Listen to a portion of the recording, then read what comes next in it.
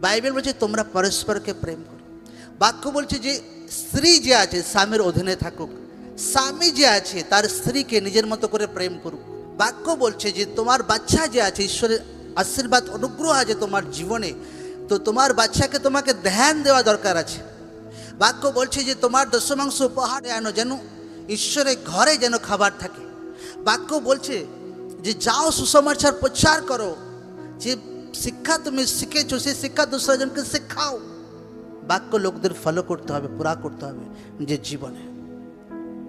বাক্য বলছে পবিত্র জীবন কাটাও, ব্যভিচার করিও না, চুরি করিও না। আপনাকে বাক্য ফলো করতে হবে। কেন? সেটা আপনার ফায়দা।